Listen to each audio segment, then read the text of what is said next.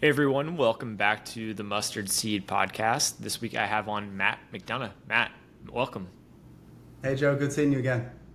Absolutely, glad to have you. Matt, I want to start off with learning more about you and your journey into the Bitcoin space. For those that may not have heard you speak before, can you tell us about yourself? Yeah, well, to your point, I'm usually on a Bitcoin space somewhere on X, so almost everyone's heard the story. So apologies if this is duplicative, but Joe's got a big audience, and so I'm sure there's some new faces here. So my name's Matt McDonagh. I used to be an investment banker, confession time, but I got better, I promise. But I became an investment banker because I like the role that they played. They look for value and they try to find more valuable ways to position it and try to unlock more value and synergies and all these words that we learn to roll our eyes at. But there is actually a lot of energy that's unlocked if you can put things in a better configuration. So I really liked it and I really liked the work. The problem was the people on Wall Street, and I don't think I'm breaking any covenants here. The people on Wall Street didn't really care about the client, and they didn't really care about the long-term interests. They just wanted to hit their bonuses for the quarter or hit their MBOs or whatever it was and get on to the next thing. And so I said, let me launch a hedge fund where I'll actually care for the client's money and I'll do value investing and I'll machine read financial statements. And so I stayed at the investment bank for like 3 or 4 years, and then I got the itch and launched a machine reading financial statement machine called Throne Capital, very non-ego driven name at all. But I saw the power up close of machine learning. Essentially we were trying to read financial statements, and we needed to go through 10 Qs and annual statements, and we had to get down to the footnotes, and there was a lot of everything says one thing, but then there's something in the footnote that says something different. And this was getting tripped up by 2010, 2011, 2012 technology. And the best we could do, frankly, was loops and pushing all of this text through and making what we called a Boolean map, which is just zeros and ones. And we were looking for weasel words, which are basically like and we believe and if everything goes to plan, these kinds of things. And essentially we weighted and scored how many weasel words and how many positive words were each one of these statements. And then we would try to discover good places to go dig deeper. And then we would use machines to then read the financial statements, because that would still scrape a huge list. And suddenly, 5,000 names would whittle down to 200. But then that's a lot of books and records to go into. So then we would machine read the financial statements and look for, again, return on invested capital, good indications of financial health and strong management. And despite all the intelligence behind our strategy, we failed to raise enough capital. In the Wall Street world, if you don't have 150 million to 200 million under management, you don't have enough to pay your Bloomberg bill and keep the lights on, Blade, all that jazz.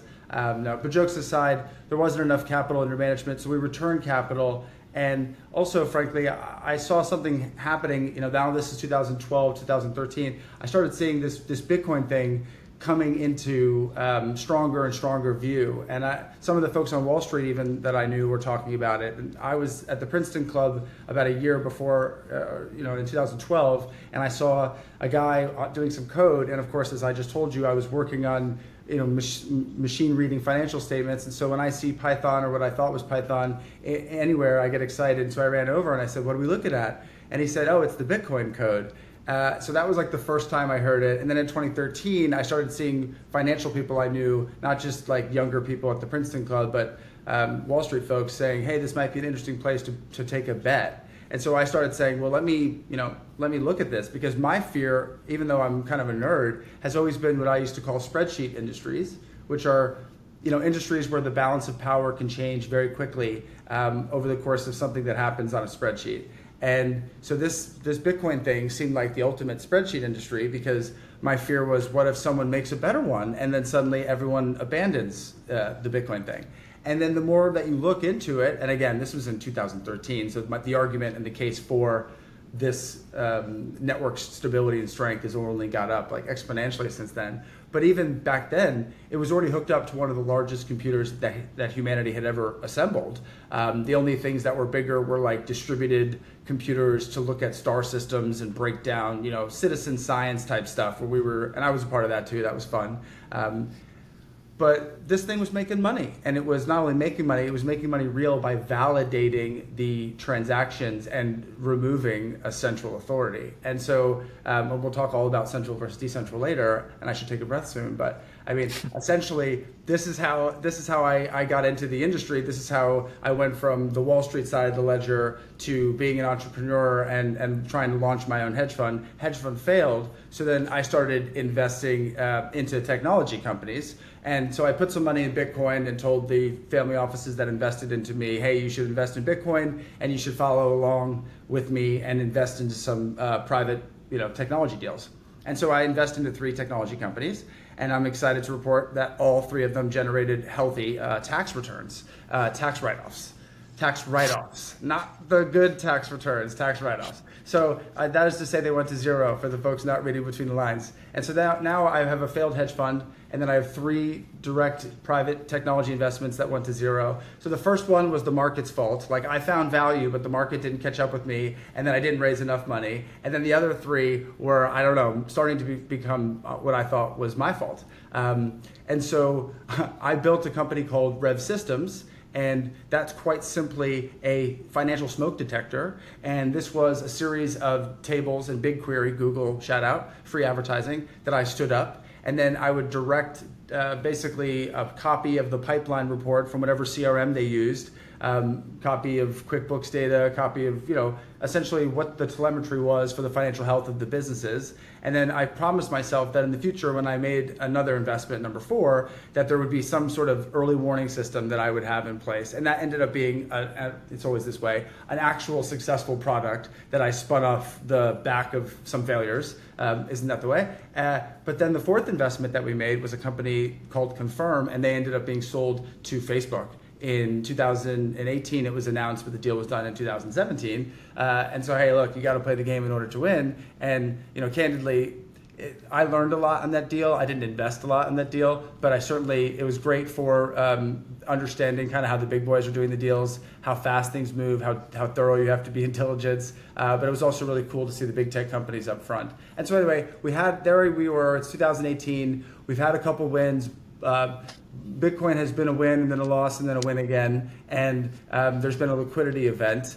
And so now essentially, I'm taking a pause here. That's 2018. And that's when I started really realizing that they printed their way completely out of the 2008, 2010 thing. Like, I started getting my head around how much money, because I started chasing deals myself, and I'm like, how is there so much money? And then you start looking at how money is created, and there's so many different places it can get created. Not everyone can call up, Powell and ask for a direct deposit. It doesn't quite work that way, but monies are made available to commercial banks, and then loans are made available by the commercial banks, and then at the lower levels, banks are able to create money out of thin air. So I started realizing, man, there's a lot of money chasing these goods. And then I looked into all of the data proclaiming what inflation, money creation rates and inflation, and it all seems low to me compared to what I'm observing out in the real world. And then I started realizing more and more that Bitcoin was potentially the solution to that problem,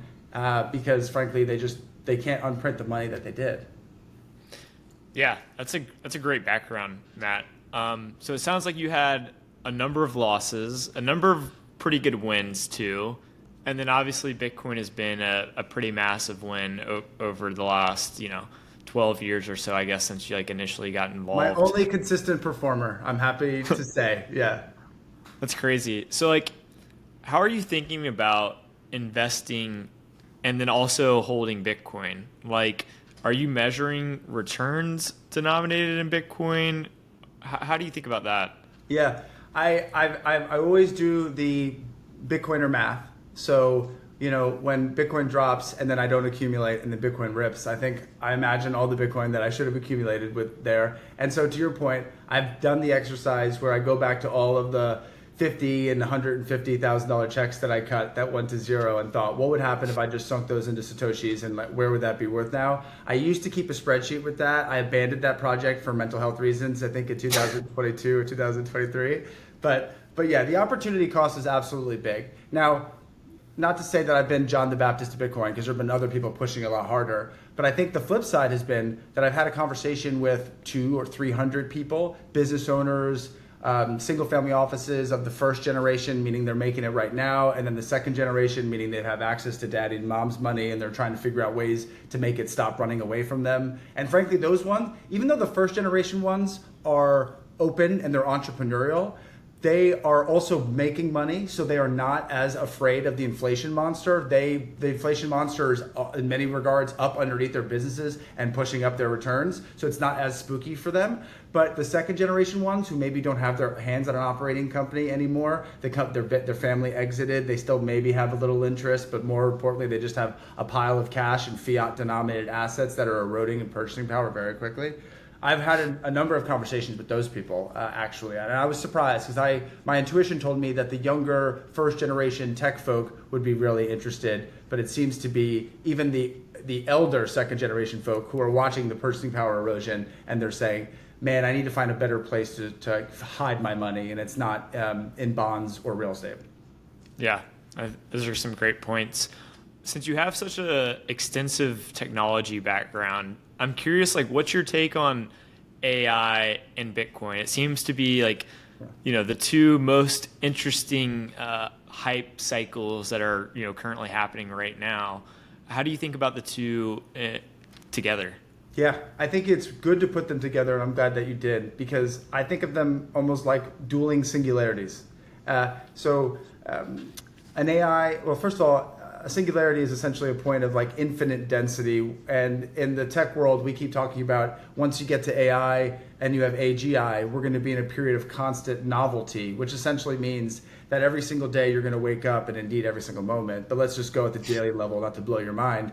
You're going to wake up and the technological world will have changed to such a degree that what is considered normal will actually have changed. Like everything will be novel, and it will always new, and everything, and it will almost be, you'll be comforted by the fact that things are changing in a weird way, because that's how constant things are. So, you're probably looking around and going, well, my phone didn't like jump up and wake me up this morning, and my car's not flying. So we're not quite in the singularity yet. And I think that, in the physical world, we're absolutely not in the singularity, but we're watching robotics come into play, and we're definitely seeing the embodiment of natural language and machine learning and all these powerful tools in the physical world. So modems are being built to push the power of AI into the physical world through robots, and I think we're going to see that more and more. But back to, writ large, the whole AI singularity, this is a technological singularity because it's basically the first time that information is talking back to us. Right? Like when we used to huddle around a fire, we would tell stories, and we could hear about 3 times the rate that we can speak. And so the storage device for this tribe is the eldest person, and they sit around and they remember the stories, and then they tell them to the young ones, and then that's your whole memory bank, that's your whole language model, that's everything you got. Then we invented, writing, and we were able to store that information throughout time. So now old person can kick the bucket, but the information starts to aggregate and get better and better. And then we started writing like a staircase of intelligence, which is really cool. Then we had like the radio. A printing press was great because then we got to spread it really far. Everyone knows about that, but let's just jump. Gutenberg gets too much hype. Let's keep going. I want to get to Satoshi. So then we have the internet, really cool, because internet isn't just broadcasting over mountains and around confiscations and borders, but it allows two-way speech, so you can talk back. And so information starts to move a little bit faster. The internet is just a giant radio with higher fidelity, but I still love me some internet. And the internet was really important because it's how we were able to gather the training data necessary, I think, to bring AGI into existence. So it was totally a bootloader and very much an important technology, and will continue to be important. It's the substrate, it's a utility, but it's not AI. AI is a bigger thing than the internet, I think. And some people are getting mad at me right now, but whatever. AI, back to my information thing, now we're able to make information talk back to us, right? So we're able to put a book in a box and then say, now here's another book, and I want you to talk about the logical implications of each other's existence, and maybe even disagree with each other if you wouldn't mind, and think creatively. And so essentially we're able to synthesize information with each other. Why does all this matter? Like, it's cool to go faster with knowledge, but like, what's the point? Okay, well, the reason why it's important is because I think the role of technology is to incrementally and then eventually exponentially unlock more freedom for humanity. And so more units of pleasure per time is the easiest way to think about it. But largely speaking, it's just freeing us from our limitations. And so, you can think of any machine you want, the washer machine or the fax machine or the Excel machine. Like, they're all making our lives a better thing.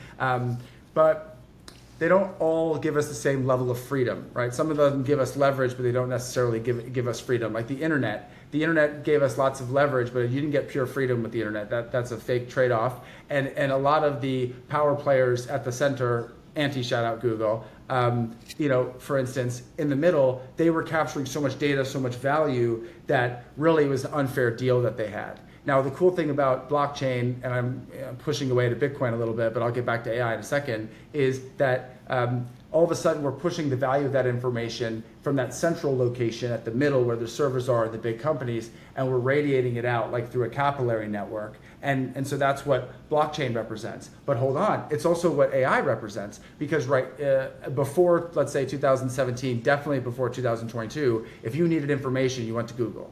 And now we have the opportunity to go to an LLM and say, what's going on here? Can you help me conceptualize this in my own context? Here's everything you need to know about me, and blah, blah, blah. Why does this matter? Well, because now the information is not centralized. Now, when Google, think about this, for the last 30 years, every time a new technology came out, those folks had the distinct advantage of watching how we assimilated information as a culture. So like when the white paper came out, what is the white paper? Who is Satoshi? Where is Satoshi from? Like Google got such a rare data set. They got to see inside our hive mind.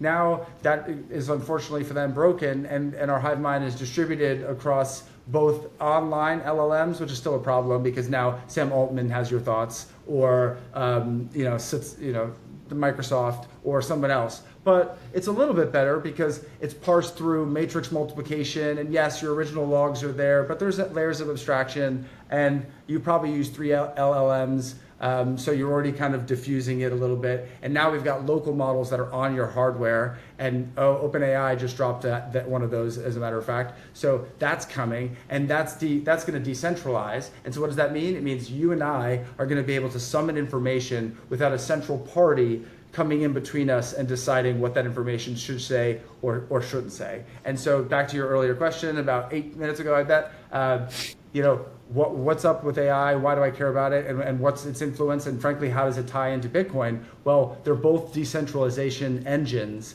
and they both benefit the underlying people. And they essentially, I think, they help us capture the value of the energy that we're putting into the universe.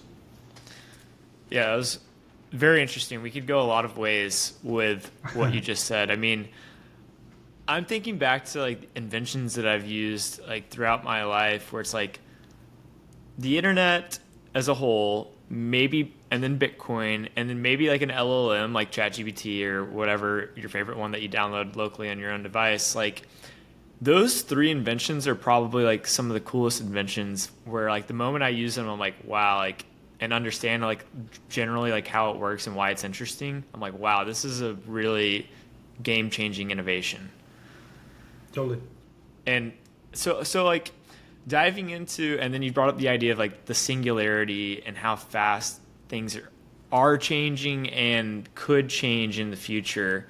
Like it seems like we're on the pace of like we won't even recognize what the world will be like in 10, 20 years. Do you agree with that? Like, how do you think about that?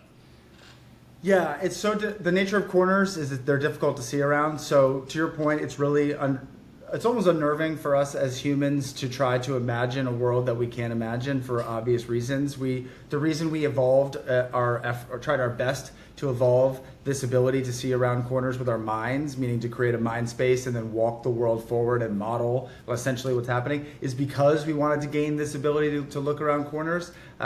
That being said, it's definitely going to be a story of disruption and then evolution. Now, the disruption story is getting played up right now because if it bleeds, it leads, and there's all sorts of reasons why people who want to distract you would love for you to be a little bit scared at this time because, again, a scared populace will listen to their overlords, and they'll do what they're told. They won't go through decentralized sources and figure things out for themselves. They'll kind of get pacified. So you're hearing a lot of spooky things about AI taking our jobs and all that jazz. But I would encourage you to look back to any single one of these industrial revolutions and look at the quality of life for the people around before them and after them, right? Like, before we figured out that you could like husband animals and cultivate fields, we were out foraging, and like that was not a real great way to live your life, as evidenced by the fact that there's almost no current peoples in the world who still live that lifestyle. Like, and if they are, it's almost because they've been untouched and they don't understand that there's other opportunities, frankly, right? So people have moved on from that, right? So we farmed, we husbanded, nice. Then industrial revolution. Oh man, I'm like losing access to the land. Like, you're putting me in a box and making me work. Man, this sucks. Then the machine starts spinning. The work starts coming to you. You're able to get stuff done in 8 hours that would have taken you 14. Oh wait, what's that? Air conditioning, huh? Labor unions. Like, things are getting nice. They're taking care of me here. I got medical insurance. So that is way better than it was for the dude out in the field, like looking for berries, and the dude before him, like, who didn't have that at all, right? So clearly the situation is getting better. Then the example that I gave recently on Breedlove's What is Money, but it's still, shout out, it's still a good one, which is the buggy whip manufacturers, right? If I'm explaining the car to a person who makes the horse and buggy whip, or a saddle even, right? I'm thinking, man, I am SOL, because these cars are gonna take all the demand for my product, and there goes my future. But guess what? You look inside a car and you see nothing but surface area for leather. And back to my earlier point, you're doing the work inside of a factory, inside of a nice area to work with rights and stuff, as opposed to like in some barn tanning the leather yourself. So everywhere you look, you can't predict how it's going to change, but you can be darn sure that we as a human species are homeostatically engineering the environment around us to make it better and better for us. So whatever happens, we're going to absolutely use the tools in front of us to create as much utility as possible. Yeah. So maybe diving deeper specifically into like the transition from like a more centralized world to this decentralized world. Like, it seems like there's like two changes kind of going on. One is like the whole idea of like these big mega corporations and big government. And then the other one is just the fact that like we're going to have new technology and new tools and new resources to like create crazy things. And so just combining like the decentralized, potential nature of the future world with these new tools, it just seems like it's going to be absolutely insane or completely so different, like you just mentioned. It's going to move faster, but it's actually going to be less brittle. See, that's one of the problems with centralization, right? When you have all of decisions flowing from a central authority, whether it's a king or a president, there is a chain of command, a chain of information flow. When you allow information to flow in a more decentralized and a kind of a federated fashion between nodes and letting them train each other and not relying on like some central node to train everyone, then you have more responsiveness to what's happening inside of the marketplace or what's happening inside of the domain that we're talking about, the system. So yes, it's going to move faster because of AI, but I think that the pivot away from centralization towards decentralization is going to give us the structure that we need to sort of adapt and deal with that. So I hear you that it's going to go fast, but and look, the defining conflict of our time isn't left versus right. That is a distraction. It's centralization versus decentralization, if you know what I mean. Centralization are the asset owners. They're the folks that actually benefit from endless central bank printing because they're the ones who actually control and own the assets. So like, why wouldn't they be okay with the rents increasing to gain use of those assets? It's kind of obvious. And then also, if there's only so much economic energy available and we agree that technology is expanding the balloon, so it's blowing air in underneath it, so the surface area is opening up, there truly is growth, but there is indeed like only so much growth to go around. Even if the pie is getting bigger, there's still like cuts that are being made and pieces that are being doled out. Doesn't it stand to reason that the rent owners and the asset owners are going to look for ways to ensure that energy flows to them, with relative consistency and ease? Because we've all seen A Bug's Life and those other, comics from when we were kids. But the grasshoppers were having that conversation, and they were basically like, look, the second the ants realize how much they outnumber us, we have an extreme problem. And our grasshoppers in real life are much more complicated, and they're layering technocracy on top of us with central banks and world organizations and complicated agreements. But it doesn't actually need to be that complicated at all. And we certainly don't need centralized money now. There may have been a case for it back in the day. I'm not sure what day that was, because I think gold money was doing okay. But I will admit that fiat was a great bootloader to allow for frenzied debt-based growth. But now we have to pay for this stuff. And we're not going to financial bazooka and ZERP our way out of this. Like, there needs to be a combination of both cuts and growth. And even though I'm the magic AI guy, even I admit AI is not going to help us get to 25% growth rates and make our debt disappear. We're going to have to do it the old-fashioned way. And I think one of those old-fashioned ways is by moving a bit of our assets to a harder substrate, Bitcoin, and then using national power generation assets. Think about how much heat we have access to in America. Like the federal government, and through conduits that they control, how much parasitic heat we could capture and then turn to satoshis. But instead we just let it go into the atmosphere. And supposedly we are concerned about warming, but yet we let heat just radiate away when we could be turning it into money. And by the way, hard stop, I actually challenge that we haven't even really a great sense of our impact on the economy. On the nature as it stands, like the climate.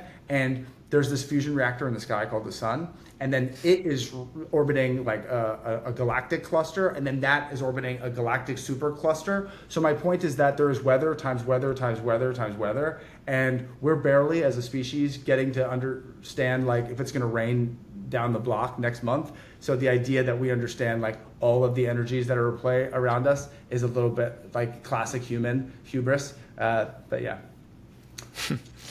Yeah, those are some funny and very interesting points. You touched a little bit about the fiat distortions, which I agree with, where it's like if you have the money printer behind you, people that own all of the assets, whether it's real estate, stocks, equities, whatever, they have massive tailwinds behind them, and then kind of like the bottom 99% is kind of just like the working class that has to borrow to buy consumer goods, has to borrow to buy their personal residence. Like they don't have the wealth, and this game has been played for decades at this point.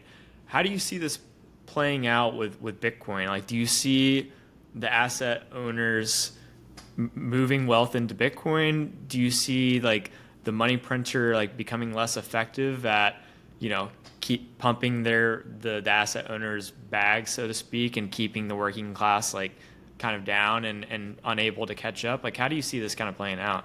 Well, great question. Of the quadrillion or so total size pie bubble, pick your analogy, we've had a few already. Something like 200 to 300 million is a monetary premium that's been printed into existence thanks to 1913 times 1971 times 1995 to 97 to 2008. There was series of escalating liquidity that we put in, and then we did a bunch of stealth liquidity on top of it, and then we have a whole shadow economy on top of that or underneath it or maybe all around it, kind of like a swamp. So anyway, the point is a lot of money was created and printed, and it has to find a home that makes sense for it. Now, the story we are all told when you make money anywhere is to put your money in real estate. And the story that we're told is because it's a great asset class from a tax perspective. It's a battery more than it is a place you're going to go make money, meaning it's a place you can go inject your money and be reasonably certain that if you need to take loans against it or do other things to capitalize this asset, that you could charge against this battery if you needed to. But then in the future, you'd sell it, and then theoretically, over any 10-year span, you'd be hard-pressed not to sell it for more than when you got in. And the only reason you didn't sell it for more is because you wanted some sort of tax benefit, and it was all an engineered game. And so I saw this, then I saw my friends doing real estate deals in New York City with negative cap rates, where they were basically they were losing money for the right to own real estate. And then I read and learn more about foreign family offices from China and Russia and South Africa and other places injecting lots of money to buy apartments in New York and other places. And again, they're just buying the dollars. They're not buying the asset. They're buying the comfort of the USD versus the whatever their local currency is, right? So what I'm talking about is that initially that injection of outside capital, that surplus monetary premium, was making real estate in real time a less and less viable investment battery, but no one minded. Everyone just kept piling in. And that was because they didn't really have another vehicle to go to. When their financial advisor or private wealth, banker went to them and said like, well, we could put you in a real estate deal, or we could put you in a bond fund, or they only had a couple of doors that they could go down. And to their, that's all they knew at least. They had Bitcoin, but they didn't realize it. And then even if they looked at Bitcoin, depending on when they were looking, it was a 300 million or a 500 million or an $800 million market cap. They're taught by their bankers to not even look at companies unless they cross a billion or until they're a very, very, very large market cap, and it wasn't it back then. Now you fast forward to 2025, and we've got essentially the United States of America that has a Bitcoin policy. And I can't wait to see proof of reserves and proof of acquisition. But in Bo Hines and in David Sachs and in that team over there, I trust, because I really do think that they're pro digital assets. Please say Bitcoin more and crypto less. Thank you. But yeah, long story short, I think they're very smart deal people, and they understand what a role this could play, Bitcoin, in sort of starting to change the math as it relates to the $36 trillion debt picture that we have. And also, savings have to mean something again. Like, for America to be great, we have to actually conserve our capital and our energy, and then get ready to invest in our own country and then pass it forward to our children. But we have all bought into this consumerism, buy now, pay later, 26%, who cares? YOLO, like, let's get another credit card thing, and we're doing it writ large as a society. And so fiat has disempowered savings. It's actually like it's a poor decision to save if you're losing 9% on your money every year because it's being printed out of existence. So they've rigged the game so that we want to keep going to the casino and making more bets. And that's good for them because they are in the middle taking a rake on every bet. So they want the bet velocity to go up. And they also like inflation because I've just explained they are the asset owners. So they are the ones who are capturing the value of that inflation. Or if they're not the asset owners, they're the insurance conglomerates or the reinsurance conglomerates whose rates are based on what? The value of all the assets that they are denominated under. So it's all big. It all seems to be one big game where they were like, we could try growing the good old fashioned way with good business decisions, or we could just keep injecting more money into the economy. And this way, all of us can go back to our bosses and show them bigger and bigger numbers. And no one has to explain that it's because we just injected more money into the economy.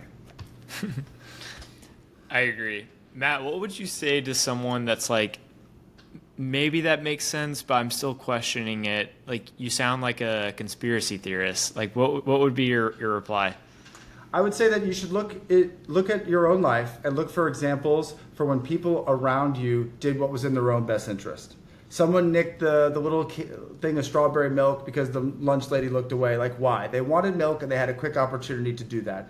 Turns out humanity, it scales up from the strawberry milk scale all the way to central banking. Those things don't go away. We also have a tendency to want to push problems down the road. And if we're able to defer those problems, it gives us a little dopamine rush. So you mean to tell me that there aren't folks with the ability to summon more money into existence to make all of their portfolios go up, and they aren't like pressing that pellet? Like that lever to get that pellet? I happen to think that's exactly what's going on here. And I think that's why we're having so many interesting issues about accountability with the Fed right now, and why we're having, for the first time in almost 100 years, like a serious conversation about merging, for at least a short period of time, Treasury and the Fed, and having them under the same roof in Besant, which would be a really interesting concept. But in general, I think that there's clearly a change in the air, and I don't think it's just AI and Bitcoin that are making it happen. But I think that, here comes the conspiracy stuff. The powers that be know that their control over the information spigots are substantially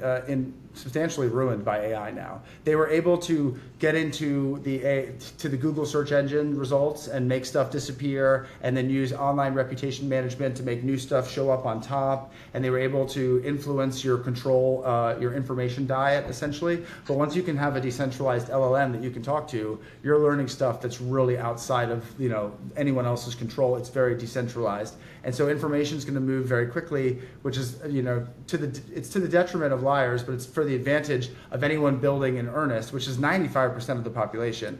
Like I said earlier, the story of technology is ever increasing leverage that humanity is enjoying, from fire to printing press to internet to LLMs. It's just getting better and better and better and better. And I don't think there's any reason to think that AI and ASI and quantum and all the things that are coming next, robots everywhere, all the things that are coming next, that's only going to make our world a better place, even if it's not going to be a place that we recognize if we looked at it right now.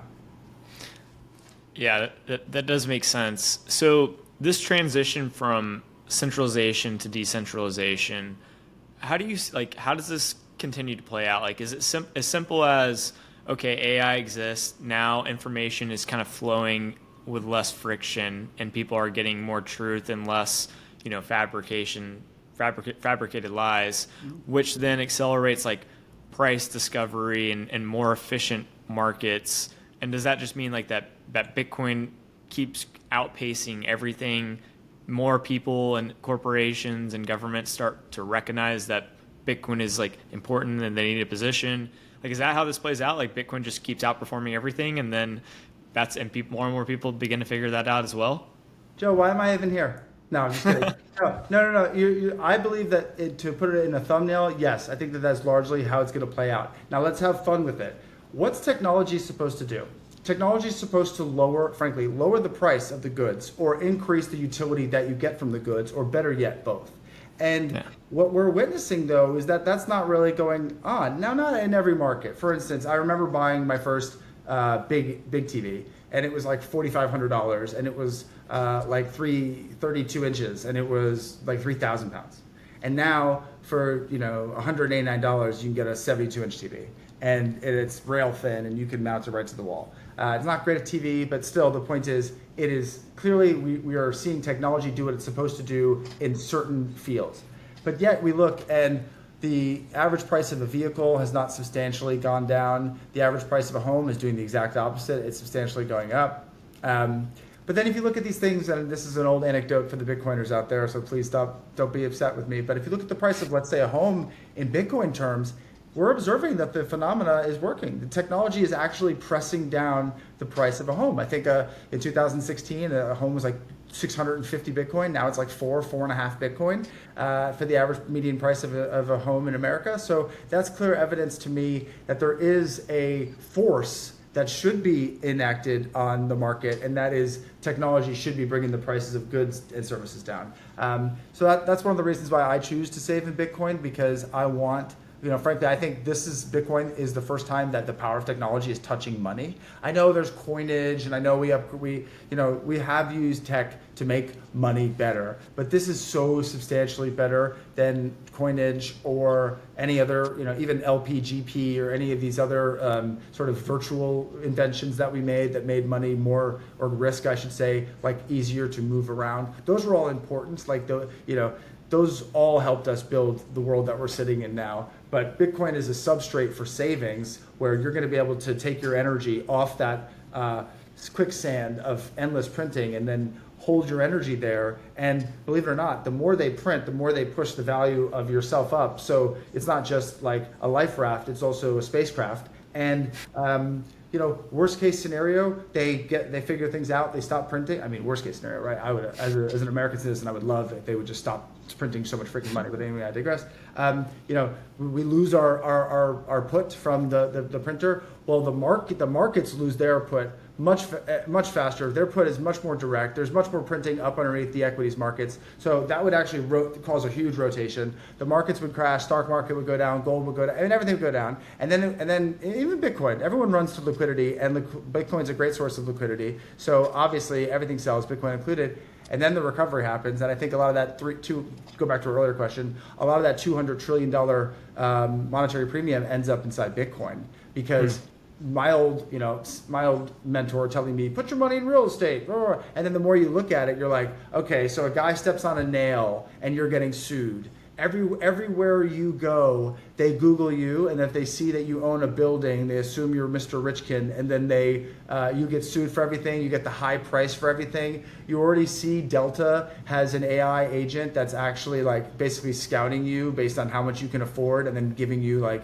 basically that max pricing. So do you want your money in Bitcoin, where if you want it to be, that's a very stealth wealth situation, or do you want your money in 71st Avenue Corporation, and then have some AI agent pierce into it and realize that's you, and then you get put on the Richie Rich list, and suddenly everything costs 30% more than it should be? So yeah, Bitcoin is just such an opt-out, and such an opt-out of their system, and it's a way to benefit from all the mistakes I think that the fiat world is making, while protecting and preserving your economic energy so that you can pass it on to your kids. You brought up how in 2016 or so, a house cost, a median house in America may have cost 600 Bitcoin. Today, it might be around 4 Bitcoin. Yep. How low will that go? Like when you add robotics, AI, and so many other new technologies that we can't even fathom, like how rapid or, how much will technology deflation actually deflate the prices of things like real estate or houses in terms of Bitcoin? So one, it could deflate the cost of making land. The old joke, it's the one thing they're not making more of. Like I live in New York City. I'm in the West Village. I'm not too far from Battery Park City. That whole thing was infilled with land. It used to be a landfill, and they put stuff on top of it. Singapore is made almost entirely of sand brought in from other places. So they make a lot more land, folks. So note on that. So they make more land, which means if they can make more land, they can lower the price of land, which means they can add deflationary value to that. Then there's the bigger lever, which is they can actually make materials for homes that are smarter than wood. Like we've kind of been using old technology. I invested in a company called GeoShip. Obviously, I just said I invested in it, so I hope that's a good enough disclaimer or disclosure or whatever. But they are a bioceramic manufacturer, and they essentially are able to make a material that is 500 years durable, resistant to fire, resistant to mold. And they make this ceramic material, then they fire it in a kiln, and then they form it in the shape of triangles, and then they make like a circular kind of spherical shaped home. I think geoship.is might be the URL. But anyway, so I digress. That's an example of a technology where they are able to lower the cost per square foot of a stick-built home and beat it by about 40%. So they're 40% under the cost, and they're supposed to last for 500 years.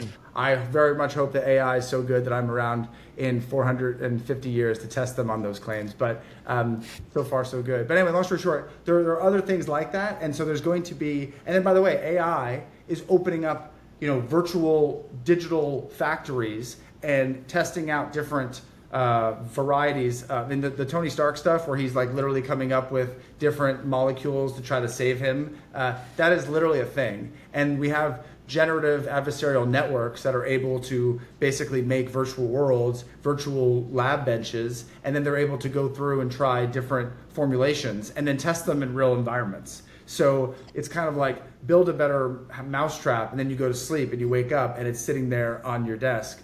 That's becoming more and more real. What's that going to do? I mean, yikes. That's going to absolutely drive down the cost of making homes and cars and just about anything else that you can name. So yeah, I think that the power of deflation is coming for homes and that's a good thing. And I think it's going to come for cars. America, I believe, just saw its first all-electric truck with a MSRP of $20,000 hit the market. I don't know the name of the company because I'm not an investor in it. But long story short, that's a sign of deflation coming into the transportation and logistics market.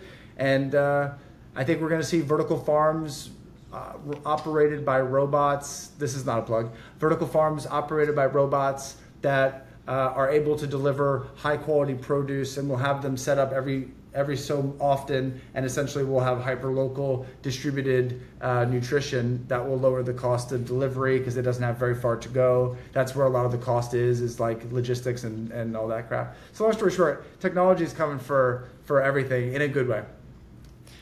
Yeah, whenever I hear, it explained like that, and like the Jeff Booth technology deflation thesis, which I, obviously agree with. It just my brain starts to get so bullish on what the potential purchasing power of like Bitcoin can become, because it's just like, okay, in a way, like technology itself is like deflating the price of real estate, which is like not even just a consumer good, but it's actually like a store of value asset that's been treated. It's like, not only is it not a good store of value, but like technology is actually going to make it cheaper and cheaper, kind of like hindering the store of value aspect of it. Same with like stocks, where it's like, okay, Google, people store trillions of dollars worth of wealth in Google. Well, AI, like you mentioned earlier, is like coming after that and, attacking their entire search product, coming after their margins for advertising, so on and so forth. It's like, it seems like the AI is like even attacking traditional stores of values to some extent. And like the only potential like long-term safe spot might actually be Bitcoin. And then if you subscribe to that, then you're like, wow, like this is going to like $100 million in today's purchasing power to some extent over a long enough time horizon. Yeah, I hate to do price predictions, only because I don't want to be taken as not having enough faith in Bitcoin. It's that I don't have enough faith in humanity, and I do wonder what we might do when faced with a runaway situation. Like one country hooking up the money printer and just buying Bitcoin in an unrelenting fashion, and then seeing the Forex markets all freeze and stop because it's being outwardly expressed that, like, let's say that China is just like printing renminbi and they're just converting it to Bitcoin immediately, and like, it tanks the value of their currency, but they don't care because they're a net exporter, and then there's all sorts of fun games that are going to go from there.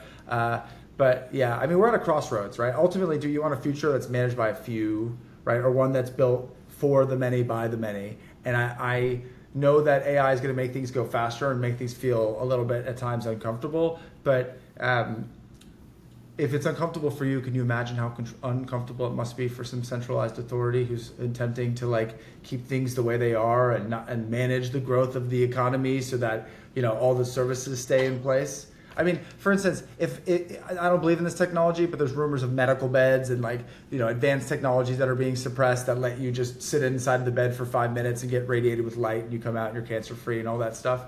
Like, like I said, I don't actually believe that they'd be able to suppress that, but 1,500 people suppressed the plot to the Marvel movie, and it makes it all the way to opening day. So if that's possible, and the existence of the Manhattan Project was obscured for a very long time, but thousands of people knew about that, then it's conceivable to me that there are indeed like suppressed technologies and things of that nature, which, by the way, and a member of my family is a math nerd. He went to Rensselaer Polytechnic, which is like an MIT, but here in New York. And someone who he was in school with was writing a paper on some obscure math proof, kind of a zany, interesting guy. And someone at the government found his work interesting. He left school before even finishing, never saw the guy again. So I don't think that he got like disappeared. I think that he was went into some discrete area of math that was going to be useful to detecting submarines or to solving nuclear equations or doing something interesting. The point is, when we used to hit walls that people didn't want us to see through, they would take us and then bring us behind the veil. Decentralized AI, there is no veil. So there is going to be, and there indeed, I'm sure already have been, folks at home messing around and finding out some math equations that were previously got you an immediate visit from someone if you filed a paper with that stuff inside of it. And we're in a new world now.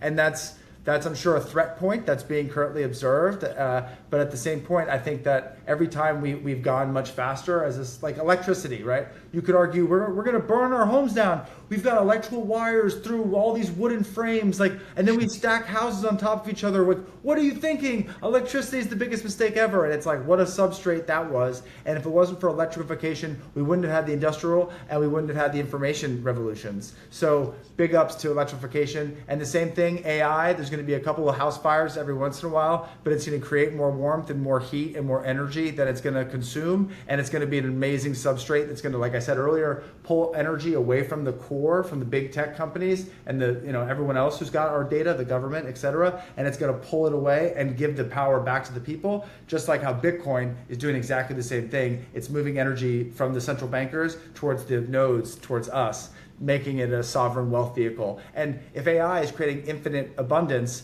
then doesn't it make sense that we need a vehicle like Bitcoin with absolute scarcity to store that energy inside? Yeah, it's absolutely fascinating to think about the change that's coming, in the future. It's going to be like basically incomprehensible. And yeah, pairing infinite abundance with absolute scarcity, it's like it was almost inevitable that we would create something of absolute scarcity like the moment that we create infinite abundance, which is kind of fascinating. Yeah. One last question. We should geek out on that on another time. Just that whole angle. Yeah. Fair. Actually, you want to hit that as like the last kind of key topic? Oh yeah, I mean, yeah, absolutely. Okay, so one, there's a zany theory, which I don't actually believe, but let's have some fun, right? Which is essentially to say that we don't know who Satoshi is, so who's to say that it wasn't an AI that put a bucket out there that was sufficiently hard enough to resist the force that it was about to push into the economy? Like I said, I don't actually believe that, but I love lore, and I think it's every day that goes by that we don't, some guy doesn't raise his hand and say, yeah, I'm a trillionaire, makes me think like, yeah, that's increasingly possible. I still think that and I know we were supposed to talk about other things, but like, side note here, I still think my favorite theory is it's a good guy lab leak, where essentially this was an idea, almost a monetary weapon, where and it's known that the United States plates for the old dollar, the old $100 bill, have been leveraged by baddies, and that there's lots and lots of old $100 bills in circulation. By the same token, there's lots of illicitly and very poorly gotten, if you know what I mean, real dollars in bad guys' hands through trafficking of all variety and sorts. And then last but not least, you've got gold, which is always hoarded. And so imagine, and again, we're just going into the lore, like where did Bitcoin come from? And then, and I talked about the AI angle, but this is another interesting angle. And that is, okay, so if you're the good guys and you know that the bad guys have a whole bunch of US dollars and they have a whole bunch of gold and they're doing a whole bunch of really illicit activities, wouldn't it be nice to create a second economy, a second set of rails with money that had addresses on it, where if you wanted to check your money in, that's absolutely okay, but we're gonna have a little bit more information about you than just ingots of gold or unmarked cash bags of money in the back of some cave somewhere. And so essentially Bitcoin is let's just call it what it is. It's going to grow faster than the fiat system, and it's a lure to get that money checked into the official economy, if it's real money at all. And so who knows if that's the way that it plays out. Everyone's like, oh, maybe it's the government trying to keep an eye on us. What do you mean? Like, they already have an eye on us. Like, this is surrendering cash was going to happen at some point, and I don't think it's going to be a complete surrender. I think it's going to be do you want your money to stay in cash form and burn away at 9% a year, or do you want it to be in Bitcoin form and growing at a baseline of, let's say, 20% a year, somewhere to 35% a year? I know the historicals have been like 70% a year or something for the last 14 years, but the ball is bouncing, I think, with a little bit of less energy each time. Yeah. That's fair. Well, Matt, this has been an awesome conversation. We got deep into tech, AI, centralization, decentralization, and many other topics. So I appreciate you taking the time to record. This has been fun. I really appreciate it, Joe. Thanks again for the invitation. Absolutely.